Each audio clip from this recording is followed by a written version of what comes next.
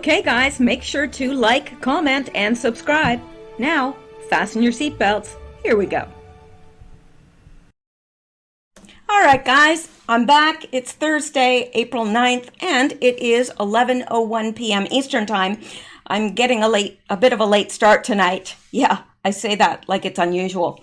Anyway, let's just jump right into it. I do have some people to thank, but I'm hoping to do a second video, and I will thank them in that video because this is kind of a, I don't know, it's unusual. I mean, it's not what I normally talk about, which is either Q or, of course, the news and the latest virus news, but I'm a little bit tired of that, and I think you probably are too. So I'm going to have us take a look at this, and it's very, very interesting. Now, granted, and it's called The Plan for the Future is Almost Complete. Now, this is the enemy's plan for the future, all right? I just want to preface that because people get very upset with me when I talk about stuff like this. They say, oh, aren't you trusting the plan? Well, I want you to know what they have planned and what has been planned for a very, very long time. So I think it is worth taking a look at this. If anything, for those of you that are believers, it shows us how to pray. So anyway, and it's called The Plan for the Future is Almost Complete. All right, decades ago, a highly credible investigator, Norman Dodd, some of you may recognize that name and some of you may not, discovered that the tax-exempt foundations, for example, the Rockefeller Foundation, etc., wanted to make changes to society, and their tool of choice at that time was war. Well, nothing new about that. We've known that. They plan these wars and usually fund both sides. The tax-exempt foundation said they would continue to use war until they had other effective methods for making major societal changes. 10 years ago, a high-level Rockefeller document described details of other methods for influencing how the world evolves. One such scenario, which was suggested in the document, was a pandemic. What societal changes do the Rockefellers desire? A former Rockefeller family friend blew the whistle on the plans the Rockefeller had for the future. He was told they want everyone chipped for tracking and to buy or sell. If they don't like you, they will turn off your chip to make it incredibly difficult for you to function in society. Now, of course, for those of you that are believers, you recognize this because it's straight out of the book of Revelation. That is the mark of the beast, and when you have that, you will not be able to buy or sell, and you will not be able to function in the beast system. So, this has been planned for a very, very long time. We know that.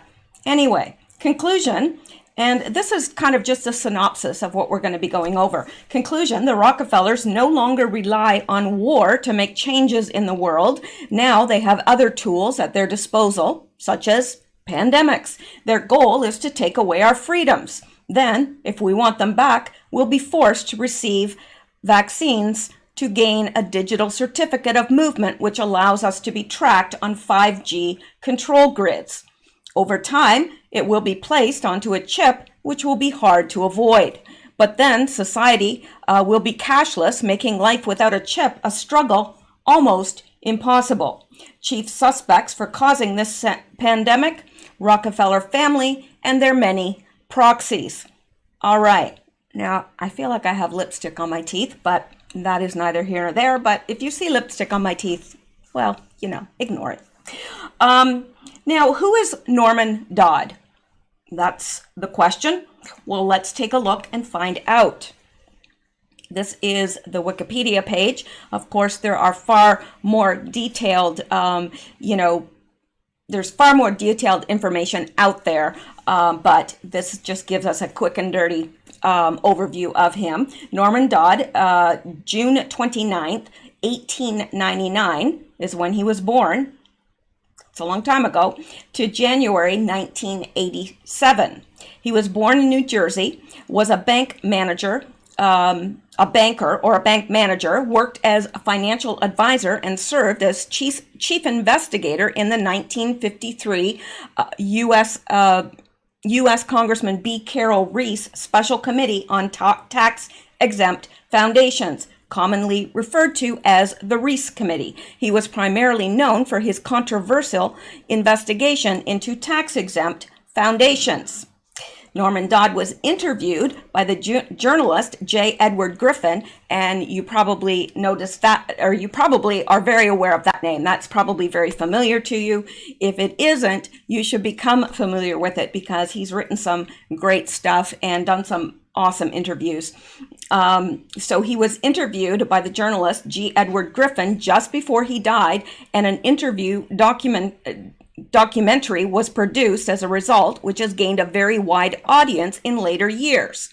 Now, I am going to be leaving you the link to that documentary. It is, there's no way that I could go over it here because I think it's well over an hour. So I'm going to leave it so that you can look at it. If you haven't seen it, I would highly, highly suggest you do. It's very, very interesting. Now, and prophetic in many ways. Norman Dodd was born in New Jersey. He attended private schools, including Phillips Academy, known simply as Andover, finishing in 1918, and later graduated from Yale University. He was, by his own words, an indefatigable reader. He worked in manufacturing before devoting himself to banking. During or after the 1929 stock market crash, he was assigned by his superiors to the task of restructuring the bank he was working at after a period of which he recommended what at the time was referred to as sound banking. He was told by his superiors that his recommendations would not be implemented because we will never see sound banking in the United States again. Now, this was back a long way. 1950, I think, is when he started in banking. Dodd's claims about his investigative work have become the cornerstone theories implicating the Carnegie Endowment for International Peace, the Ford Foundation, and the Rockefeller Foundation, among others. The Clinton Foundation wasn't around yet.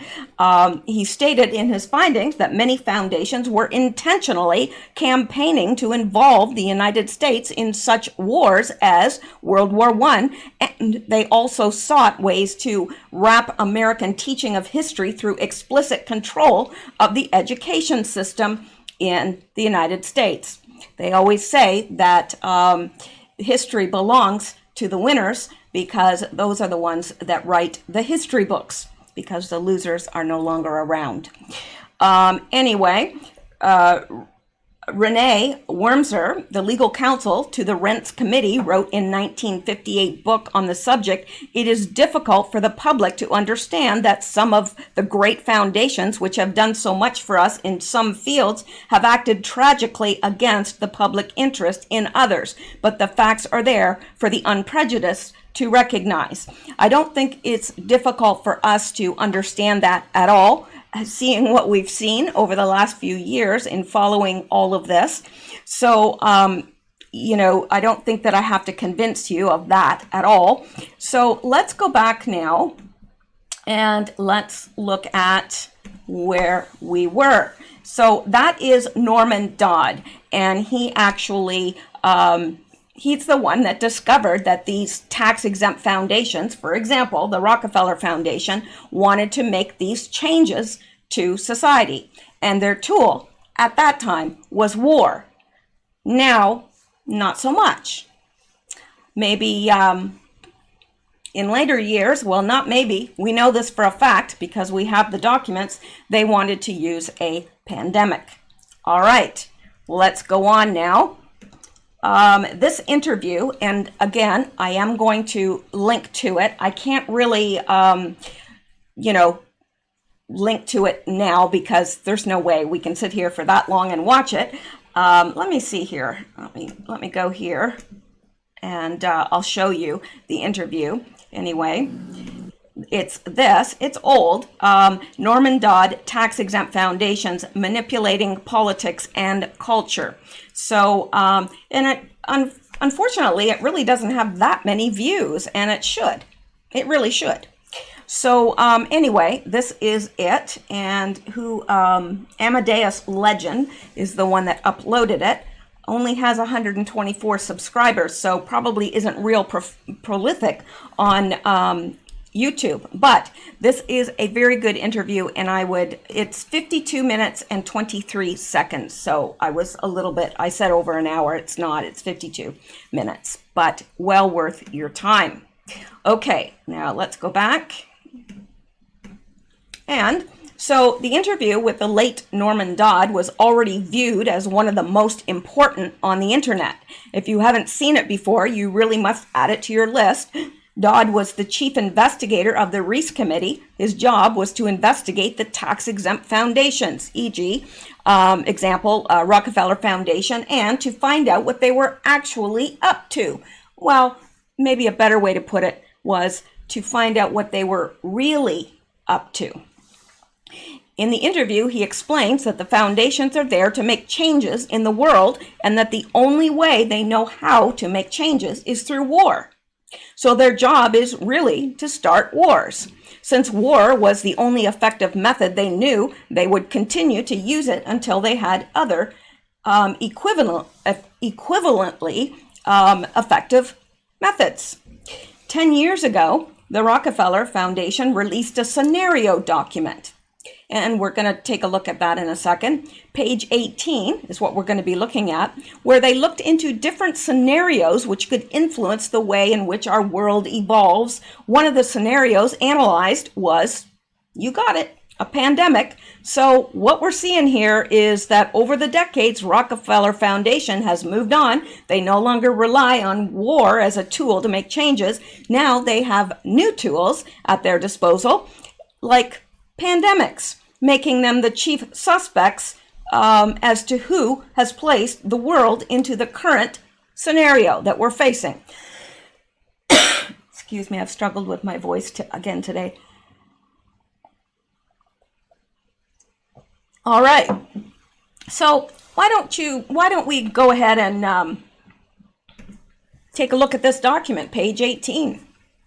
Again, I'm going to place the link to this in the first pinned comment, and no, I won't forget, because really I think it's very necessary in order to understand all this. Let me see, page 18 is what we're looking at. Okay. All right, scenario narratives. A world of tighter top-down government control and more authoritarian leadership with limited innovation and growing citizen pushback. Isn't that what we're seeing? Sure seems like we are to me. Now, sorry about that. I keep overstepping my bounds here. All right, let me make this bigger. I know. I'm always thinking about you tiny phone people. I love me my tiny phone people, really. Okay. I mean, you know what? If what you have is a phone, then great. I think more and more people are using their phones nowadays, which my eyesight is not good enough for that. Anyway. In 2012, the pandemic that the world had been anticipating for years finally hit. Unlike 2009's H1N1, this new influenza strain, originating from wild geese, was extremely virulent and deadly. Even the most pandemic-prepared nations were quickly overwhelmed when the virus streaked around the world, infecting nearly 20% of the global population and killing 8 million in just 7 months. The majority of them healthy young adults. The pandemic also had a deadly effect on economies. International mobility of both people and goods screeched to a halt, debilitating industries like tourism and breaking global supply chains. Even locally, normally bustling shops and offices sat empty for months, devoid of both employees and customers. The pandemic blanketed the planet, though disproportionate numbers died in Africa, Southeast Asia, and Central America, where the virus spread like wildfire in the absence of official containment protocols. But even in developed countries, containment was a challenge. The United States' initial policy of strongly discouraging citizens from flying proved deadly in its leniency, accelerating the spread of the virus, not just within the U.S., but across borders. However, a few countries did fare better. China, in particular. The Chinese government's quick imposition and enforcement of mandatory quarantine for all citizens, as well as its instant and near hermetic sealing off of all borders, saved millions of lives, stopping the spread of the virus far earlier than in other countries and enabling a swifter post-pandemic recovery. China's government was not the only one that took extreme measures to protect its citizens from risk and exposure. During the pandemic, national leaders from around the world flexed their authority and imposed airtight rules and restrictions, from the mandatory wearing of face masks to body temperature checks at the entries to communal spaces like train stations and supermarkets. Even after the pandemic faded, this more authoritarian control and oversight of citizens and their activities stuck and even intensified in order to protect themselves from the spread of increasingly global problems, from pandemics and transnational terrorism to environmental crisis and rising poverty. Leaders around the world took a firmer grip on power. At first, now this is a little bit confusing to me, the way that it's written, and I'll tell you why. It sounds like this sounds exactly what we are dealing with right now. And yet these are scenarios for the future, technology, and international development. I'm just wanting to see when this was written, because it seems a little strange to me. But this is a Rockefeller document. It most certainly is. And it says, why scenarios, why technology? Let me see if we can gain a little bit more of an understanding from this. Here it's talking about the Rockefeller Foundation and what they do. It says, leading this effort at the Rockefeller Foundation in our research unit, which analyzes emerging risks and opportunities and thinks imaginatively about how to respond to the complex, rapidly changing world around us. This outward-looking intelligence function adopts a cross-cutting mindset that synthesizes and integrates knowledge that accelerates our ability to act more quickly and effectively. It has also helped to shape and build the notion of pro-poor foresight that is committed to applying forward-looking tools and techniques to improve the lives of poor and vulnerable populations like they care. I hope this publication makes clear exactly why my colleagues and I are so excited about the promise of using scenario planning to develop robust strategies and offer a refreshing viewpoint on the possibilities that lie ahead. We welcome your feedback. Okay, so this pandemic then is just one of their scenarios that they've made up, I guess, to look at. They're using this scenario planning to develop strategies and what have you. But it's interesting because this reads exactly like what we're going through now, except it wasn't found in geese. Now, let me see if I can find when this was written.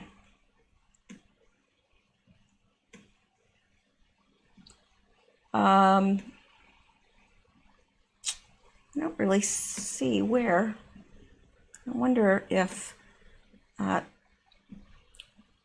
okay. It's definitely their document, I know that, and but it doesn't really say when this was written, and I'd like to know, because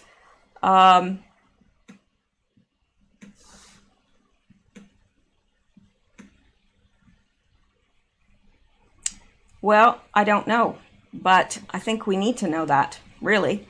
Anyway, let's continue with that scenario, and I'll look up here. I'll look, let me see here. Scenarios, what's it called? Scenarios for, sorry that I'm taking so long here. Scenarios for the future of technology. Scenarios.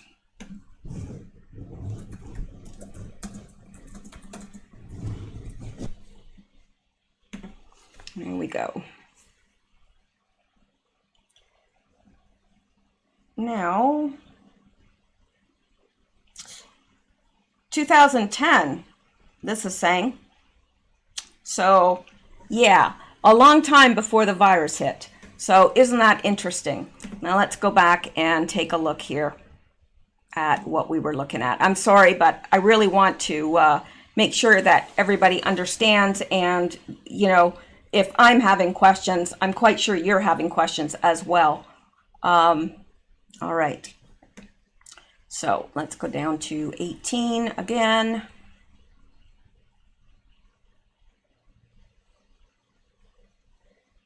And, you know, obviously, if they have a scenario all worked out for this, it was planned in advance, don't you think?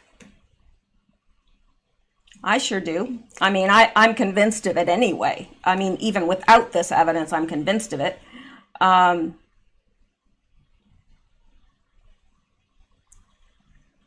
But we all like to have evidence, you know, to look at. So, all right. Here we go. Now let's come down here then. So, so this is a scenario that they made up way back of what it might look like in the future. And we're there. So, so during the pandemic, national leaders around the world flexed their authority and imposed airtight rules and restrictions, from the mandatory wearing of face masks to body temperature checks at the entries to communal spaces like train stations and supermarkets. Even after the pandemic faded, this more authoritarian control and oversight of citizens and their activities stuck and even intensified. In order to protect themselves from the spread of increasingly global problems, from pandemics and transnational terrorism to environmental crisis and rising poverty, leaders around the world took a firmer grip on power. And that is what we're seeing. And the thing is, and I've said this, once the freedoms are taken away, very rarely are they ever given back. They may be given back in part, but yeah, I mean, look at 9/11, what happened. And I mean, I had flown extensively before 9/11 and after. And what you had to go through after was unbelievable. I mean, they even had a woman, this was after 9/11, that had pumped her own breast milk for her baby, and they made her drink some of it to prove that it wasn't a liquid explosive. That's how ridiculous it got. And people complied. Anyway, so at first, the notion of a more controlled world gained wide acceptance and approval. Citizens willingly gave up their sovereignty and their privacy to more paternalistic states in exchange for greater safety and stability. Citizens were more tolerant and even eager for top-down direction and oversight, and national leaders had more latitude to impose order in the way they saw fit. In developed countries, this heightened oversight took many forms. Biometric IDs for all citizens. Biometric IDs for all citizens. For example, and tighter regulation of key industries whose stability was deemed vital to national interests. In many developed countries, enforced cooperation with a suite of new regulations and agreements slowly but steadily restored both order and, importantly, economic growth. Across the developing world, however, the story was different and much more variable. Top-down authority took different forms in different countries, hinging largely on their capacity, caliber, and intentions of their leaders. In countries with strong and thoughtful leaders, citizens' overall economic status and quality of life increased. In India, for example, air quality drastically improved after 2016, when the government outlawed high-emitting vehicles. In Ghana, the introduction of ambitious government programs to improve basic infrastructure and ensure the availability of clean water for all her people led to sharp decline in waterborne diseases. But more authoritarian leadership worked less well, and in some cases, tragically, in countries run by irresponsible elites who use their increased power to pursue their own interests at the expense of their citizens. There were other downsides, as the rise of virulent nationalism created new hazards. Spectators at the 2018 World Cup, for example, wore bulletproof vests that sported a patch of their national flag. Strong technology regulations stifled innovation, kept costs high, and curbed adoption. In the developing world, access to approved technologies increased, but beyond that remained limited. The locus of technology innovation was largely in the developed world, leaving many developing countries on the receiving end of technologies that others consider best for them. Now, again, this is confusing to me because they're making it seem like this is true, but this was written a long time ago, so I'm a little confused here. But I know it says by 20. Okay, yeah, this is just made up. They are making this up as they go, and it's alarming how accurate this is, because here they're saying by 2025, people seem to be growing weary of so much top-down control and letting leaders and authorities make choices for them. Well, we haven't got to 2025, have we? So this is very, very interesting, and I want to read it in its entirety. It's 54 pages long, so I haven't had an opportunity to do that yet. But whenever national interests clashed, this is, of course, this is 2025 he's talking about now.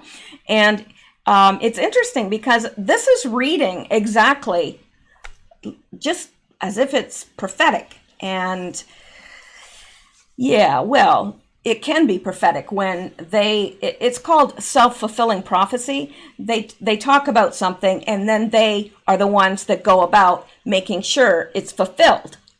Self-fulfilling prophecy.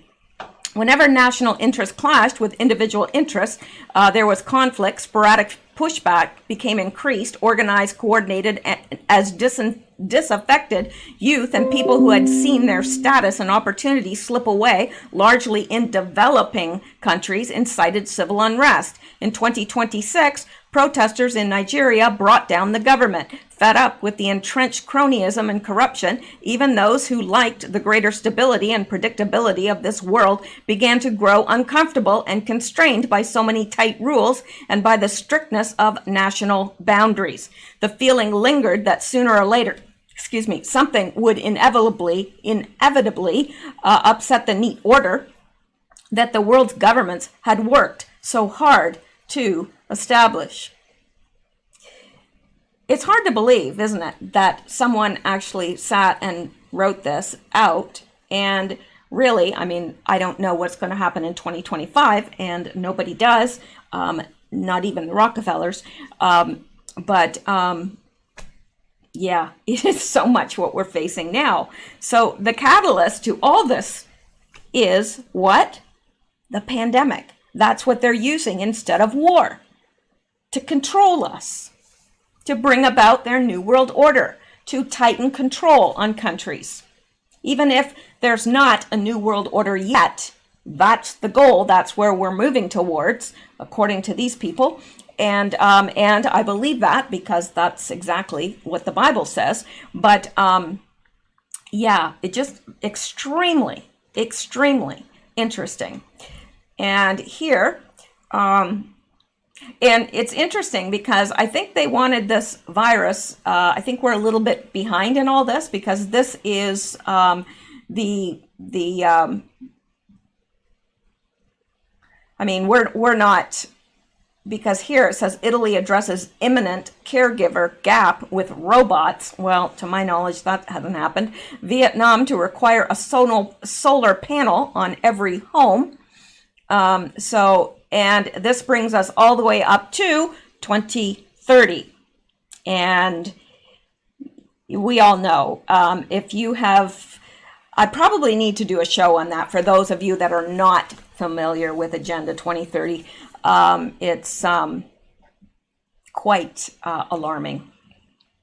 So I'm not going to get into this more, but if you guys are interested in this, I'll delve into it a little bit more if you would like to know and are interested in this. Otherwise, I'm going to move on, but let me know in the comments below if you are interested in this and you want to know more.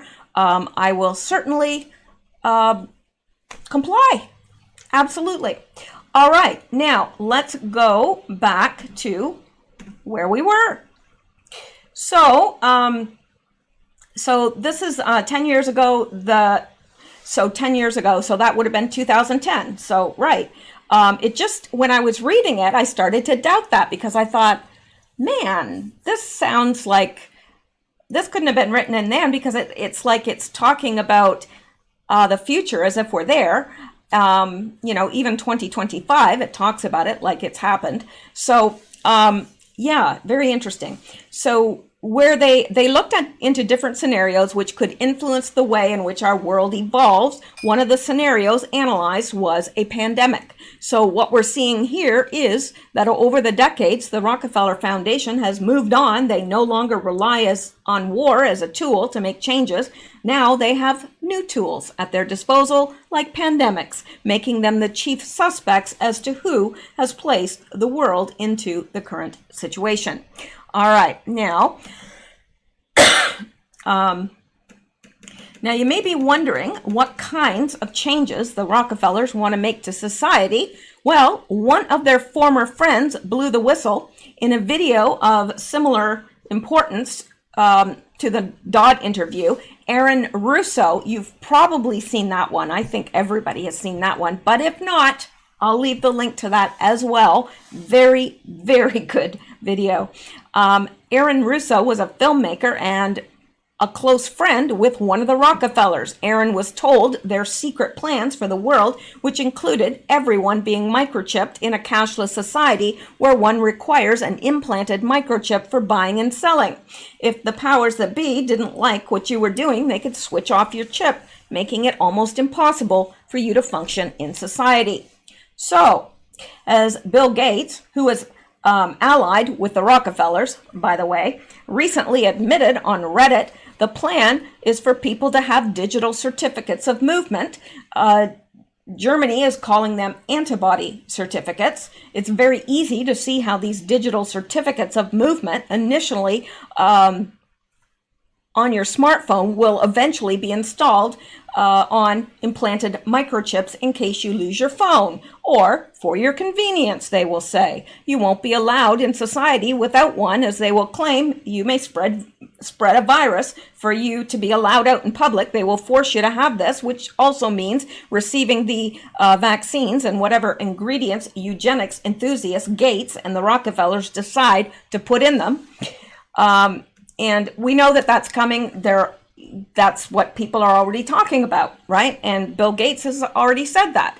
And you won't be able to. And you won't be able to work a job and do all this unless you are considered safe, that you're not a risk. Either you've got the antibodies built up in your system or you've had the vaccine. And interestingly enough, Justin Trudeau, it was either today or yesterday, said, well, society is not going to go back to normal until we are vaccinated. That's what he said. So, yeah, and it's just, they're just putting more and more and more things under control here until it's getting absolutely, positively ridiculous.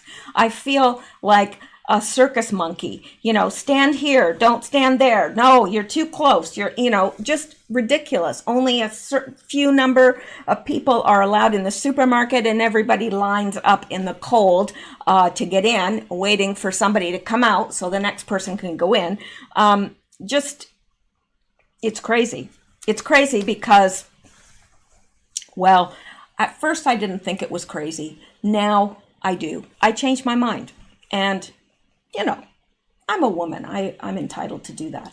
So I changed my mind based on evidence. And the evidence is this is not nearly as deadly as they are telling us it is. And they are falsely inflating the numbers, at least here in America and probably Canada. Anyway, so here we were.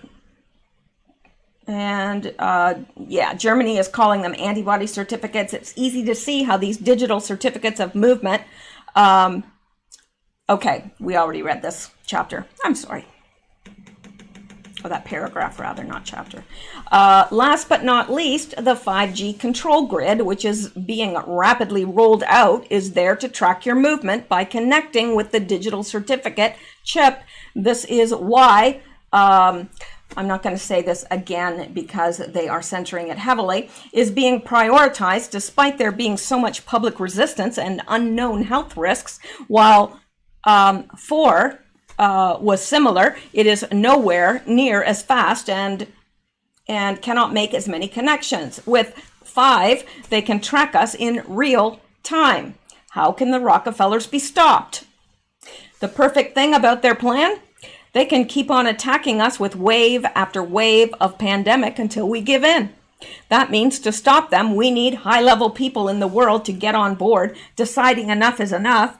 There needs to be arrests, and all their essentially terroristic operations must be shut down once and for all. The Rockefellers and Mr. Gates can no longer be tolerated as being above the law. Now, the invisible enemy, as it's now called. I keep telling people to research the Rockefeller family, their foundation and university, etc. They created the pharmaceutical industry. They are a large part of the reason we have the system we have related to oil, banking, healthcare, vaccines, education. They've been working towards a one world government for generations now. They're funding ID 2020 along with Gates, and we have to resist. Rockefellers built much of China's infrastructure too. The Rockefeller Foundation, RF, has a significant history in China. By the time it undertook its China program, a rural reconstruction initiative that ran from 1935 to 1946, it had launched the China Medical Board in 1914 and established the Peking Union Medical College in 1917. It supported a handful of mission colleges through the 1920s, a legacy of the Rockefeller family's Baptist commitments. If they're Baptists, they're not very good ones. Anyway, by 1933, the RF had spent over $37 million in China, more than in any other foreign country, and most of it had been spent on PUMC, the Peking Union Medical College. And they have funded the ID 2020 Alliance. Microsoft and others create ID 2020 Alliance to force digital ID on all, perhaps by vaccine. Eventually, we have some digital certificates to show who has recovered or been tested recently, or when we have a vaccine, who has received it. That's a quote from Bill Gates, and we have looked at that in the past. So, excuse me, MIT researchers have now developed a novel way to record a patient's vaccination history, storing the data in a pattern of dye invisible to the naked eye that is delivered under the skin at the same time as the vaccine. Now, we've looked at this in the past, so not too distant past either, so I'm not going to get into that in depth. IBM is involved with ID 2020 Alliance. IBM is working with the U.S. government and the ID 2020 Alliance to track the virus and us. Remember the last time IBM joined forces with an authoritarian regime to track citizens? Yeah, IBM and Nazi Germany. Look it up. It's true. I only know that this very modern equipment made possible the control of all the railway traffic in the general government of Poland, he said. Where are your papers? Gates also called for a national tracking system, saying in Seattle, the University of Washington is providing thousands of tests per day, but no one is connected to a national tracking system. And that whenever there is a positive test, it should be seen to understand where the disease is and whether we need to strengthen the social distancing. One world government, that's where we're headed. That's where they want us to go. Some even believe we, the Rockefeller family, are part of a secret cabal working against the best interests of the United States, characterizing my family and me as internationalists, and of conspiring with others around the world to build a more integrated global political and economic structure, one world, if you will. If that's the charge, I stand guilty, and I'm proud of it. That is from David Rockefeller, Memoirs, page 405. Let me read that again. Some even believe we, the Rockefeller family, are part of a secret cabal working against the best interests of the United States, characterizing my family and me as internationalists, and of conspiring with others around the world to build a more integrated global political and economic structure. One world, if you will. If that's the charge, I stand guilty, and I'm proud of it. All right. Now, the Rockefeller Foundation helped found the German eugenics program and even funded the program that Joseph Mengele worked in before he went to Auschwitz. Well-connected financier Jeffrey Epstein was an ardent believer in fringe sciences like eugenics and cryogenic preservation. Bill Gates is pretty deeply involved with both. You are free to think whatever you want, but my spidey senses are tingling considering that he's somehow being considered an expert on this pandemic matter. Now, let's look at this because I can't remember what it is. Oh, it's this. Yes. Let me see.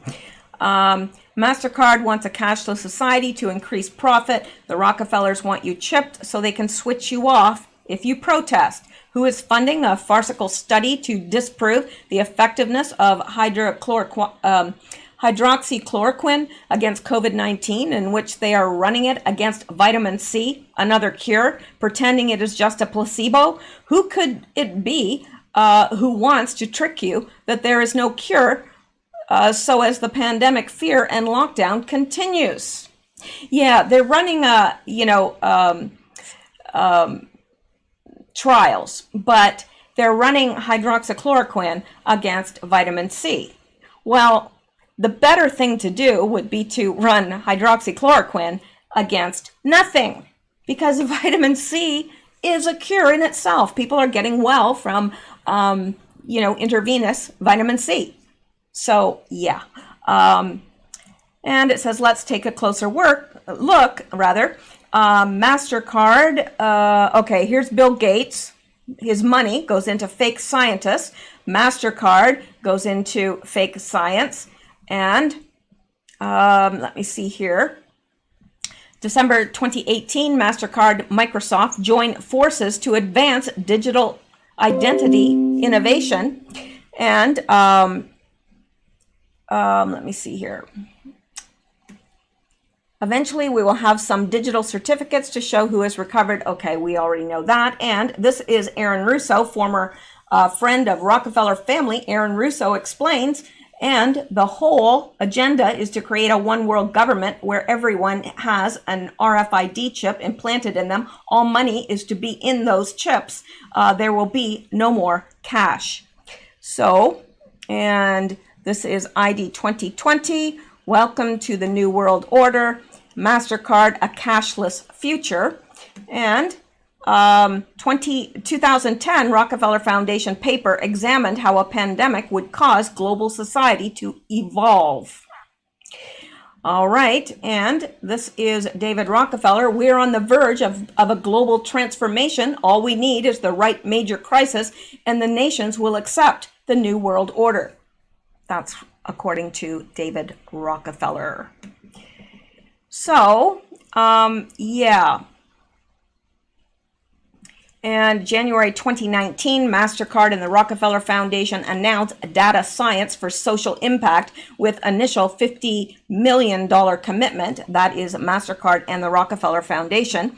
So, yeah, what a coincidence that the global ID plan is called ID 2020, as if by design a pandemic appeared in 2020. Perfect timing. Curses don't work unless they involve you taking up your new ID 2020. Oh, I'm sorry. Cures don't work unless they involve you taking up your new ID 2020 tracker.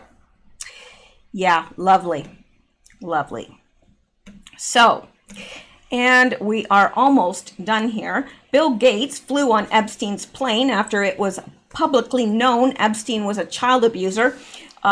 Bill Gates, frequent flyer on the Lolita Express. There he is.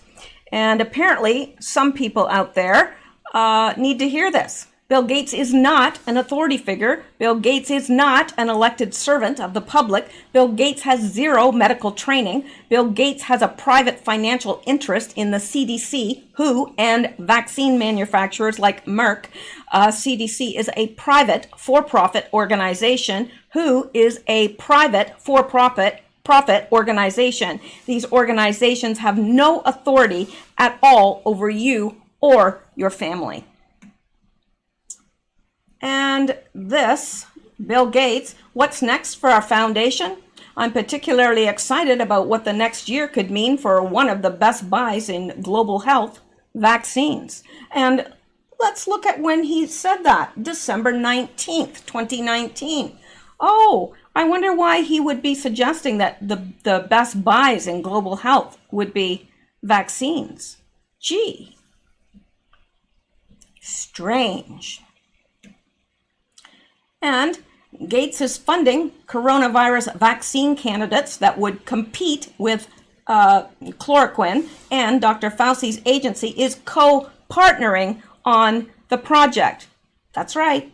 The company, Moderna, is working on a coronavirus vaccine, which they expect will go into clinical trials in April. Dr. Fauci has heaped praise on Moderna and said that a vaccine is the only way to definitively assure the end of the virus. Gates is working on multiple CV vaccine projects. And add to this the fact that the Gates Foundation and related entities such as CEPI constitute the largest funders of the private or the public-private entity known as the World Health Organization, and that its current director, Tedros Adhanom, the first WHO director in history, not a medical doctor. Yeah, that's right. He's the head of the World Health Organization, but he's not a doctor. He is a terrorist, though. Does that count? Yeah, he's not a doctor. Worked for years on HIV with the Gates Foundation when Tedros was a government minister in Ethiopia. And that didn't finish this here. They cut it off. But this was posted by Robert Kennedy Jr. So that is it for that. And I do see that it's getting late, and I may not come back and do another video tonight. I may do 2 tomorrow because I do have another one prepared, but it's getting late and my voice is not doing well. I'm struggling with my voice. So what I'm going to do is I'm going to thank the people that I was going to thank, because I never want people to go unthanked. I have the following people to thank. Coffee donors. Denise F. Thank you very much, Denise. Mama Sherry, or is it Cherie? I am never sure. If you could correct me on that, because I know you are a long time listener. Long time, like way back in the beginning. So, and thank you. And Orange Peel. That's an odd name, but I kind of like it. Anyway, I know it's just a moniker. And we picked up 3 new Patreon subscribers. Annette DeLuna, thank you very much, Annette. Welcome aboard. Sienna Sky, what a beautiful name. I wonder if that's her real name. It's beautiful. Sienna Sky, thank you. And Jukes D, thank you very much. 3 new Patreon supporters. Good stuff. All right. Well, I doubt I will be back tonight because it's getting late, but I do have some interesting things coming up. I do. All right, so that is it. I hope you guys are well and that you continue to stay well. So I will see you in the next video, and in the meantime, you stay safe, stay well, stay blessed, and keep seeking truth. And before I go, actually, quick update on Xander. He's doing wonderfully. He is starting to have more range of motion, and he's getting better. So that is such good news for me. I was so worried about the little guy. And of course, Sammy has calmed down now that he knows his little friend is better. So he's not all better. It's going to take him 6 weeks to recover. It was major surgery, but he's doing well. So I'll keep you guys updated. You guys stay safe, stay well, and I will see you in the next video. All right, guys. Good night.